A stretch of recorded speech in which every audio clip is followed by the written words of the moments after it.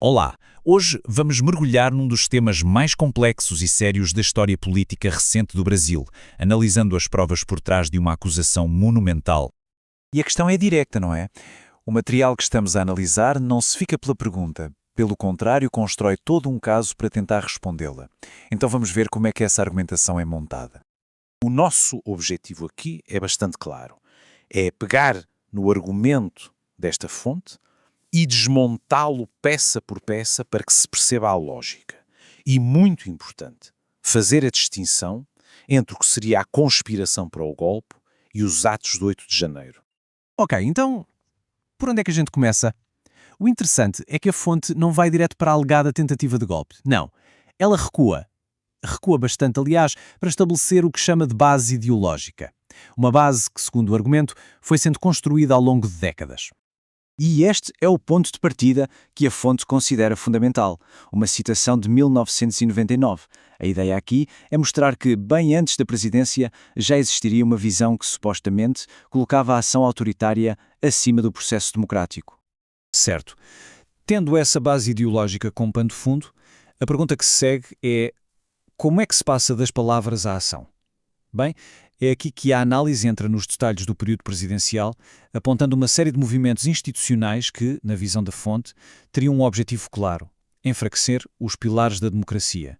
Para ilustrar este ponto, a fonte apresenta primeiro esta declaração de 2017.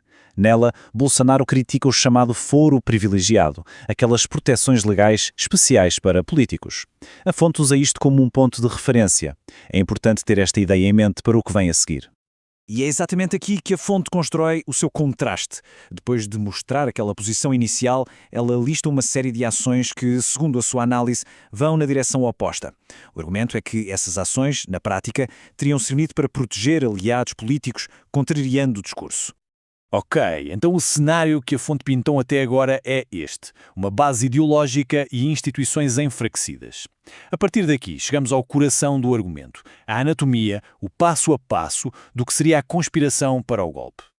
O que esta linha do tempo pretende mostrar, segundo a fonte, não é uma série de acontecimentos soltos. Pelo contrário, a ideia é apresentar uma progressão, uma escalada deliberada que começa em conversas e vai até ao ponto crucial de tentar garantir o apoio dos militares.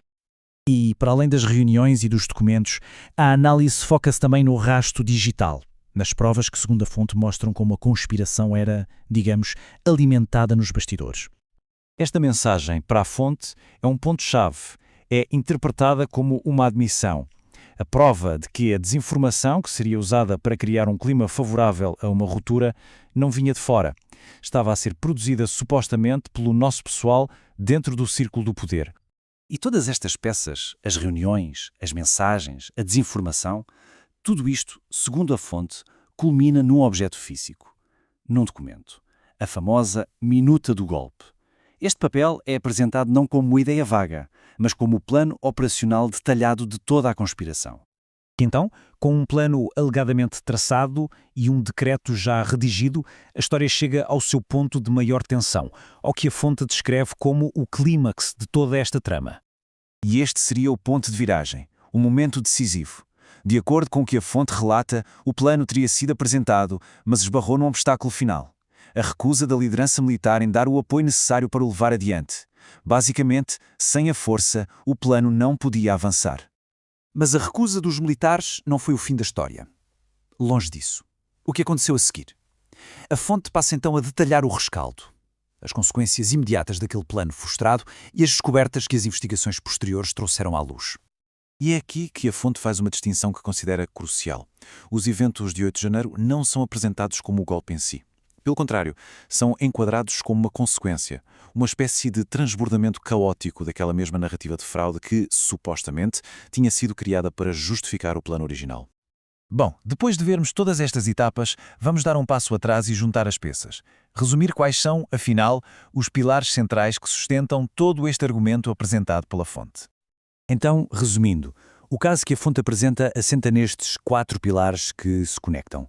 Primeiro, a retórica. Depois, o enfraquecimento das instituições. Em terceiro, a existência de um plano concreto com documento físico. E, por fim, as provas digitais e os testemunhos. Juntos, eles formam uma narrativa que vai da intenção à prova. E para fechar, fica uma pergunta para reflexão.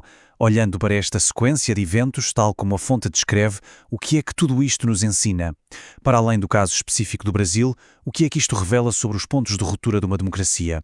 Sobre a resiliência das instituições e os desafios que elas enfrentam hoje em dia, um pouco por todo o mundo.